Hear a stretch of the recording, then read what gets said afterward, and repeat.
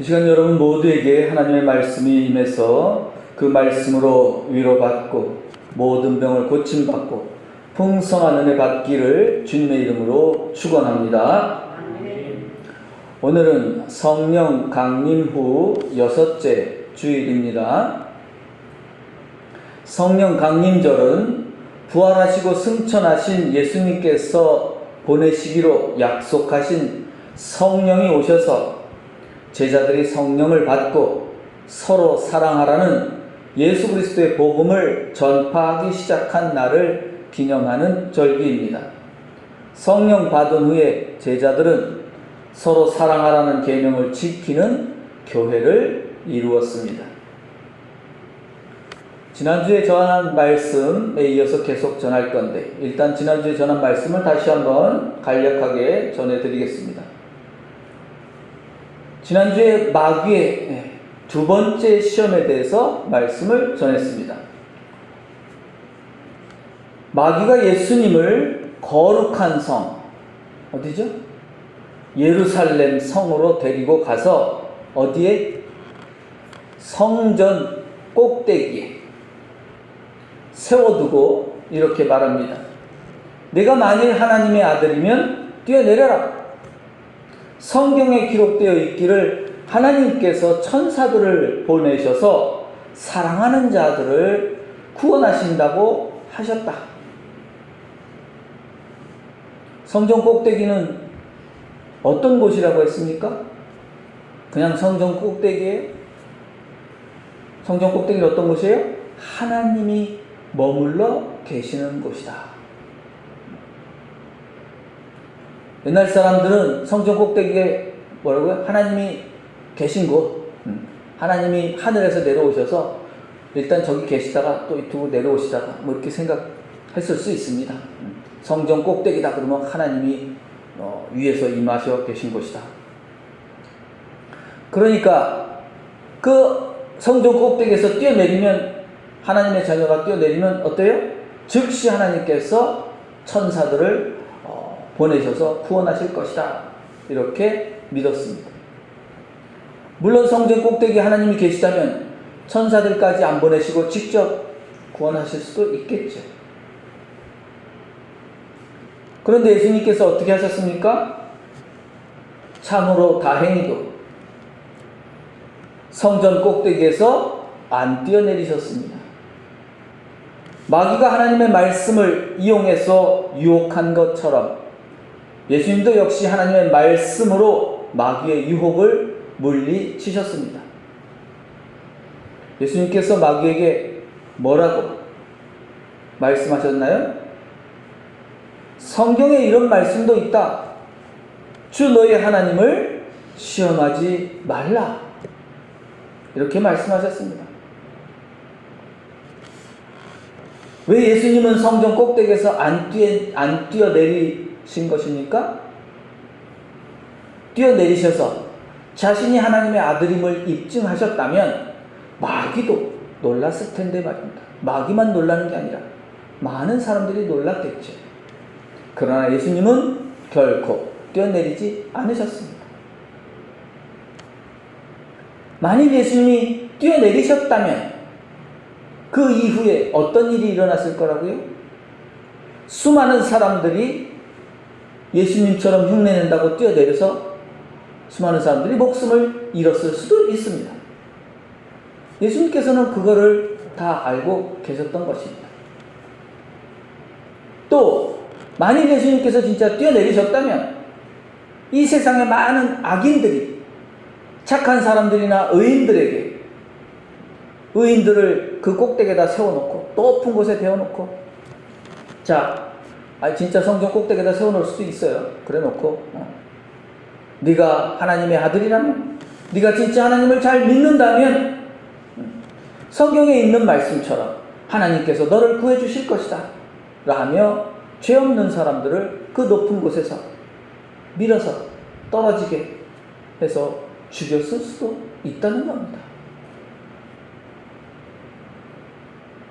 예수님께서 그렇게 뛰어내리지 않으셨음에도 불구하고 그 이후에 그 옛날에 예수님이 죽으시고 그 이후에 로마 사람들이 그리스도인들을 큰 광장에다 몰아놓고 영화에 나오죠. 옛날 배너라는 영화에 나옵니다. 그 광장에다가 딱 몰아놓죠. 그래 놓고 굶주린 사자들을 풀어놓습니다. 굶주린 사자들을 풀어줘서 잡아먹게 하죠. 만약에 네가 하나님의 아들이라면, 너네 하나님이 살아계시다면 살려주시겠지. 너희들이 그렇게 믿잖아. 살려주시겠지. 조롱하면서 그렇게 했다는 겁니다. 그것이 다 하나님을, 당연히 마귀들은 시험하죠. 하나님을 모르는 자들은 그렇게 우리를, 너희들이 하나님 믿는다며? 그럼 사자가 안 잡아먹겠지? 그런 시험을 한다는 것입니다. 예수님은 마귀의 악한 의도와 인간의 미련함을 잘 아셨기 때문에 성전 꼭대기에서 뛰어내리시지 않으신 겁니다. 여러분들, 세상에선 오랜 역사 동안, 오늘날도 그렇습니다. 성전 꼭대기에서 뛰어내려도 죽지 않는다고 말하는 자들이 있습니다. 그런 자들에게 속지 마시기 바랍니다. 세상에는 자기가 하나님의 자녀라면 또 성전 꼭대기에서 뛰어내려도 죽지 않는다고 거짓말하는 자들도 많습니다. 하나님께서 나에게 크신 능력을 주셔서 놀라운 능력을 행할 수 있다고 거짓말하는 자들도 있습니다. 하나님을 시험하는 자들입니다. 또 당신이 정말 하나님을 잘 믿는지 안 믿는지 하나님의 능력을 나한테 보여줘봐, 이런 말 하는 사람도 이 마귀와 똑같이 마귀의 자녀입니다. 또한 자기의 믿음을 자랑하는 사람도 이미 마귀의 시험에 걸려든 사람입니다. 믿음을 자랑하는 것은, 그것은 하나님을 시험하는 것과 같습니다. 또 어떤 성도는, 어떤 신도는 마치 자기 믿음 때문에 모든 일이 잘 이루어지는 것처럼 말하는 사람도 있습니다.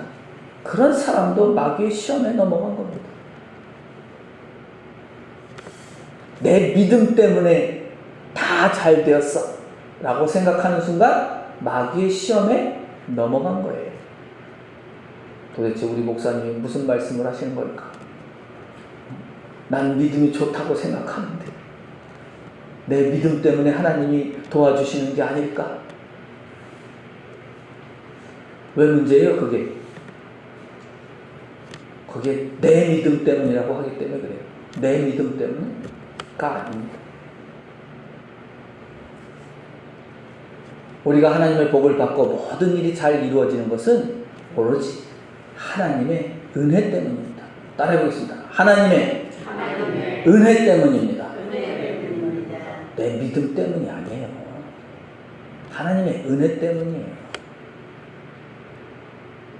우리 같은 믿음이 얼마나 크다고, 믿음이 좋으면 얼마나 좋겠어요. 하나님이 보시기에는 정말 바닷속에 저 모래알 만한 믿음도 안 되지 뭐, 우리 믿음은. 응? 그래서 내 믿음 때문에 다 잘 됐다고? 하나님 보시기에는 웃기지, 웃지 못할 일이지. 뭔 믿음 때문에. 그냥 우리의 믿음이 부족해도, 믿음이 정말 보잘것없어도 하나님 보시기, 그래도 하나님께서 우리를 사랑하시고 그 사랑하심으로 하나님의 은혜 때문에 우리의 모든 일들이 잘된 줄로 믿습니다. 다시 한번 따라해보겠습니다. 모든 것은 하나님의 은혜 때문입니다. 아멘. 네. 모든 것이 잘되는 것은 오로지 하나님의 은혜 때문인 줄로 믿습니다.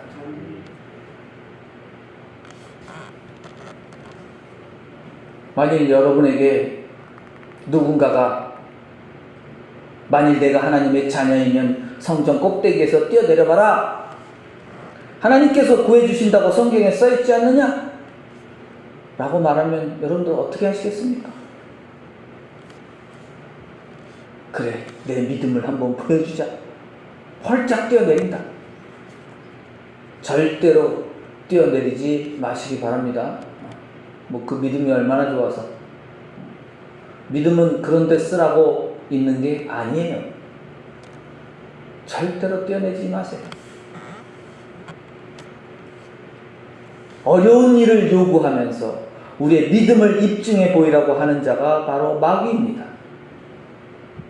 만일 너에게 믿음이 있다면 놀라운 이적을 행해 보이라고 속삭이는 자가 있다면 그 자가 마귀입니다.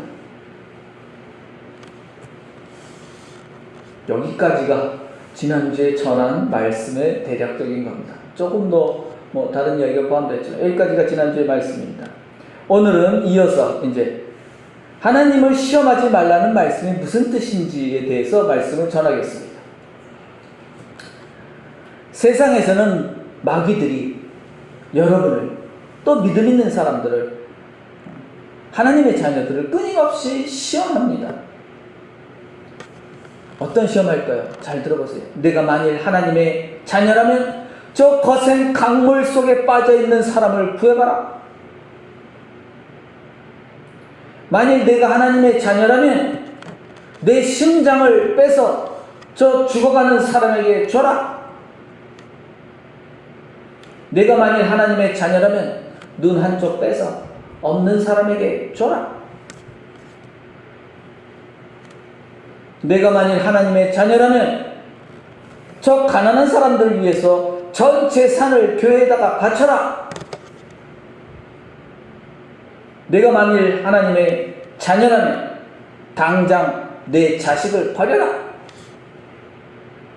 네가 하나님의 자녀라면 네 가족을 버려라. 부모도 버려라. 남편도 버려라. 여편도 버려라. 이런 것들이 모두 마귀의 시험에 속하는 것입니다. 내 믿음을 자랑하거나 내가 하나님의 자녀임을 입증하려고 함부로 목숨을 내놓아서는 안 되는 겁니다. 그럴 필요가 없음을 예수님께서 보여주신 것입니다. 사도 바울은 이렇게 말씀하셨죠. 내 몸을 불사르게 내어줄지라도 뭐가 없으면? 사랑이 없습니다. 잘 생각하셔야 돼요. 내 몸을 불사르게 내어줄지라도 사랑이 없으면 소용이 없다는 겁니다. 예수님께서는 마귀가 하나님의 말씀을 유혹하자 똑같이 하나님의 말씀으로 그 유혹을 물리치고 시험을 이기셨습니다. 따라해 보겠습니다. 주 너의 하나님을 시험하지 말라. 이는 예수님께서 하신 말씀인데 구약성경 신명기 6장 16절 말씀입니다. 다 같이 한번 16절 말씀을 큰 소리로 읽어보겠습니다. 시작. 너희가 마사에서 시험한 것 같이 너희의 하나님 여호와를 시험하지 말고. 이것은 이스라엘 백성이 마사라는 곳에서 하나님을 시험한 것을 두고 한 말씀입니다. 마사에서 어떤 일이 있었는지 알아야 하나님을 시험한 일이 무엇인지 알 수 있습니다. 마사 이야기는 출애굽기 17장 1절에서 17절까지 말씀입니다. 다 같이 큰 소리로 1절부터 7절까지 말씀입니다. 천천히 한 목소리로 다 같이 읽겠습니다. 시작. 이스라엘 자손의 온 회중이 여호와의 명령대로 신 광야에서 떠나 그 노정대로 행하여 르비딤에 장막을 쳤으나 백성이 마실 물이 없는지라. 백성이 모세와 다투어 이르되 우리에게 물을 주어 마시게 하라. 모세가 그들에게 이르되 너희가 어찌하여 나와 다투느냐? 너희가 어찌하여 여호와를 시험하느냐?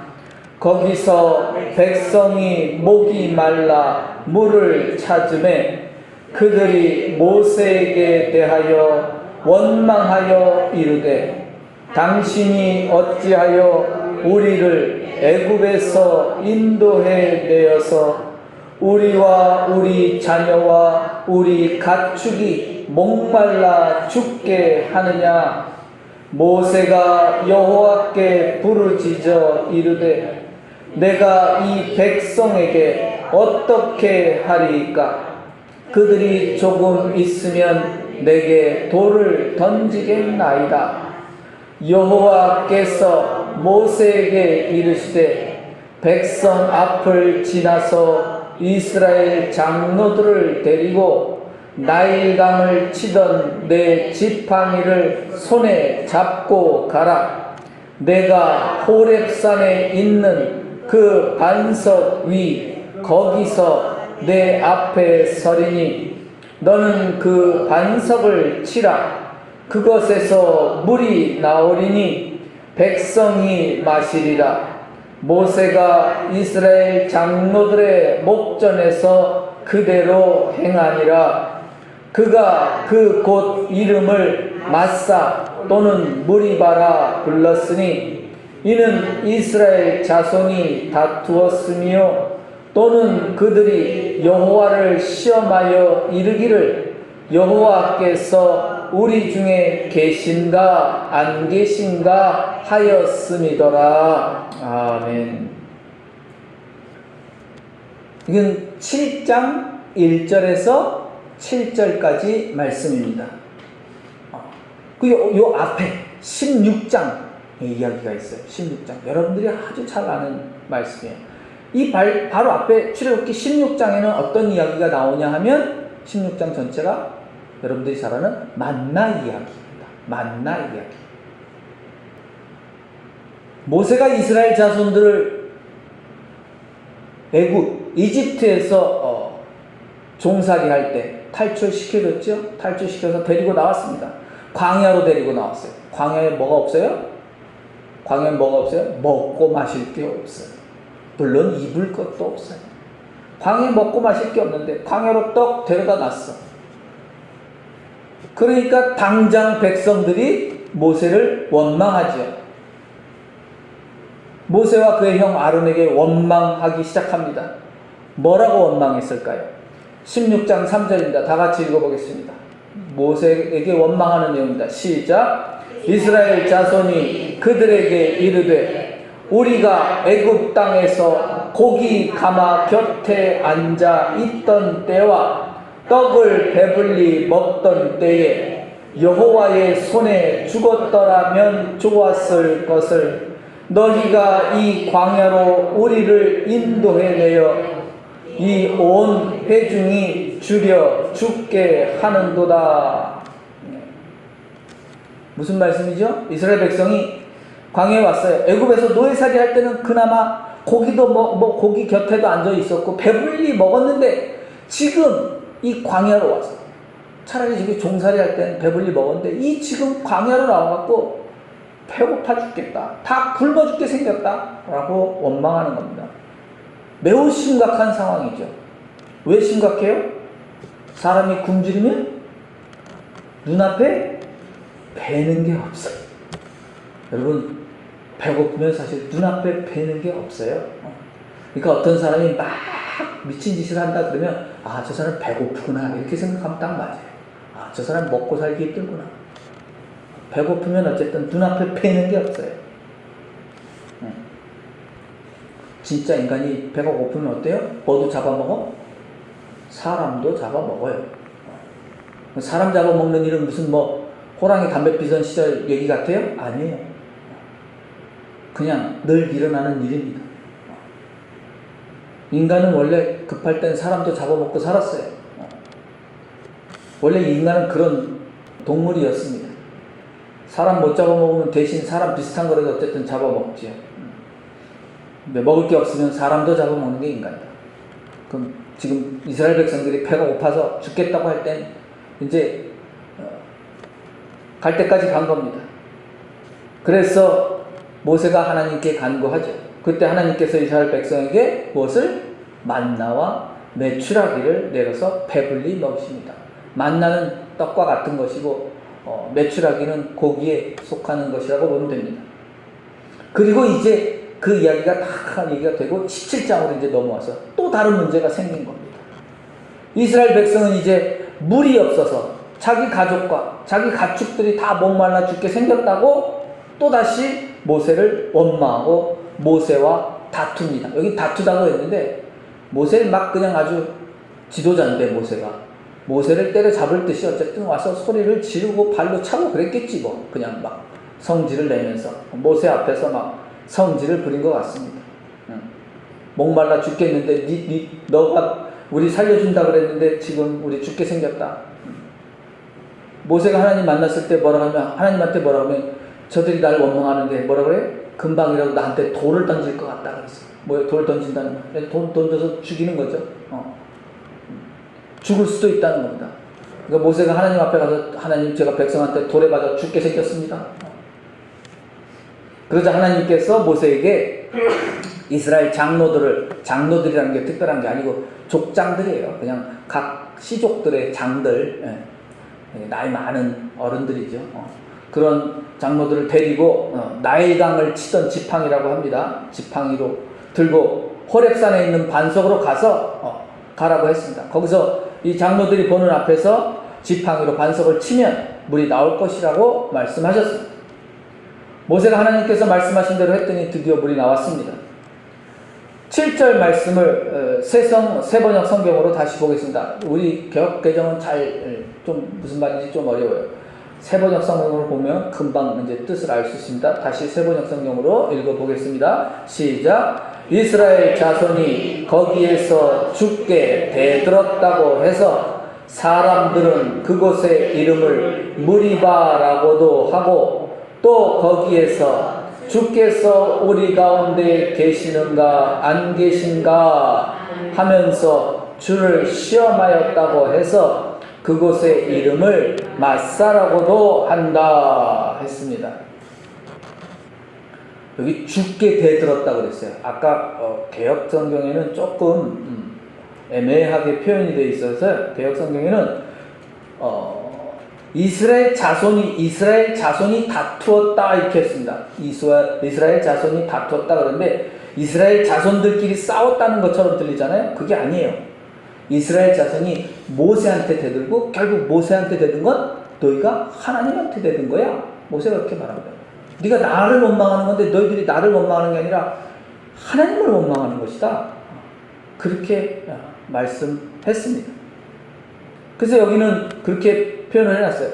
자손이 거기서 죽게 대들었다. 하나님께 대들었다고 해서 대들었다는 말은 뭐예요? 여기 다투었다 그런 뜻입니다. 그래서 무리바라고 했다. 그래서 무리바는 무슨 뜻일까요? 다투다는 뜻입니다. 무리바는 다투다. 그런데 그 다음에 또 있죠. 우리 가운데 주께서 계시는가 안 계신가를 하면서 주를 시험하였다고 해서 그곳의 이름을 뭐라고요? 마사라고 했다. 그럼 마사는 무슨 뜻일까요? 그렇죠. 시험함이라는 뜻입니다. 여기 알려주는 거예요. 그러니까 옛날 이야기 쓰듯이 쓴 겁니다. 방금 지금 일어난 일이 아니라 쭉 후에 가서 이런 일이 있었는데 지금 여기 이름이 마사라고도 하고 사람들이 무리바라고도 하지. 무리바라는 말을 더 많이 써요. 마사는 한 두 번 나오고 시편에는 무리바로 다 나와요. 무리바. 너희들이 무리바의 시험을 이러면서 무리바에서 잘못한 것을 계속 지적합니다. 왜냐하면 이게 하나님한테 대든 사건이기 때문에. 그래서 시편에도 한 3번 정도 나오는데 그래서 어느 장소에 이름이 있죠. 우리나라도 장소마다 이름이 다 있죠. 여기도 그겁니다. 무리바와 마사라고 부르는데 그게 무슨 뜻일까? 이렇게 본래 다투다 또는 시험하다. 그런데 왜 그런 이름이 정해졌을까? 이런 일이 있었다라고 하는 거였습니다. 이스라엘 백성이 무엇을 시험한 것일까요? 하나님께서 우리 가운데 계시는가 안 계시는가를 시험했다고 합니다. 이게 무슨 뜻일까요? 다시 말하면 하나님께서 그들을 먹여 살리실지 안 먹여 살리실지를 시험한 겁니다. 하나님께서 내 목숨을 살려주실까 안 살려주실까를 염려하는 것이 바로 하나님을 시험하는 일입니다. 다시 말씀드립니다. 하나님께서 내 목숨을, 우리 목숨을 살려주실지 안 살려주실지 염려하는 것, 그것이 하나님을 시험하는 일입니다. 성전 꼭대기에서 뛰어내리면 살려주실까 안 살려주실까 하는 생각이 바로 하나님을 시험하는 것입니다. 다시 말하면 예수님의 말씀처럼 무엇을 먹을까 마실까 입을까를 염려하는 일이 바로 하나님을 시험하는 일인 것입니다. 입을 것이란 뭐죠? 입을 것은 사회적 지위를 나타낸다고 했습니다. 높은 자리에 앉을 걱정을 하고 좋은 자리에 앉을 염려를 하는 것이 바로 하나님을 시험하는 일입니다. 무엇이 하나님을 시험하는 일입니까? 먹고 살 일을 걱정하고 염려하는 일입니다. 돈과 힘과 벼슬과 지식, 몸매, 얼굴, 이 모든 것들을 걱정하고 염려하는 게 바로 하나님을 시험하는 행위입니다. 하나님을 도깨비 방망이로 믿고 금 나와라 뚝딱, 은 나와라 뚝딱 하는 믿음이 바로 하나님을 시험하는 일입니다. 그것은 마귀의 시험에 넘어간 사람이 하는 일입니다. 하나님의 자녀는 먼저 하나님의 나라와 하나님의 의를 구하는 사람입니다. 무엇을 먹을까 마실까 입을까 염려하지 않고 먼저 하나님의 나라와 하나님의 의를 구하고 하나님 나라를 이루어가고 하나님의 말씀을 행하며 사는 사람이 하나님의 자녀입니다. 예수님께서 어떻게 기도하라고 가르치셨습니까? 따라해 보겠습니다. 우리를 시험에 빠지지 않게 하옵소서. 네, 기도를 이렇게 가르치셨습니다. 이 기도는 하나님을 시험하지 않도록 해달라는 기도입니다. 무엇을 먹을까 마실까 입을까 염려하는 시험에 빠지지 않도록 해달라는 기도입니다. 마귀가 예수님을 성전 꼭대기에 올려놓고 뛰어내려라, 그러면 하나님께서 구해준다고 하지 않더냐 하고 시험했습니다. 이 시험은 우리가 어려움에 닥쳤을 때, 위험에 닥쳤을 때 과연 하나님께서 구해주실까 안 구해주실까 염려하는 시험입니다. 그것은 하나님의 사랑을 의심하게 하는 시험입니다. 하나님의 자녀는 하나님이 계실까 안 계실까, 먹을 것 마실 것 입을 것을 주실까 안 주실까, 나를 살려주실까 안 살려주실까를 의심하거나 염려하지 않습니다. 하나님의 자녀는 하나님의 사랑을 굳게 믿기 때문입니다. 하나님은 하나님의 자녀인 우리를 기꺼이 먹이시고 입히시는 분이십니다. 그러므로 하나님의 자녀인 우리는 무엇을 먹을까 마실까 입을까 염려하지 않습니다. 하나님의 자녀는 마귀의 시험에 빠지지 않습니다. 하나님의 자녀는 하나님 나라가 오기를 구하며 하나님처럼 이웃을 사랑하고 예수님처럼 이웃을 섬기는 일을 기뻐하며 감사하는 사람입니다. 여러분은 마귀의 시험에 빠져서 하나님을 시험하지 말고 성령 충만하여 하나님의 사랑을 믿고 하나님처럼 이웃을 사랑하고 예수님처럼 이웃을 섬기며 사는 일에 기뻐하고 감사하며 살아가시기를 주님의 이름으로 축원합니다. 다 같이 기도드리겠습니다.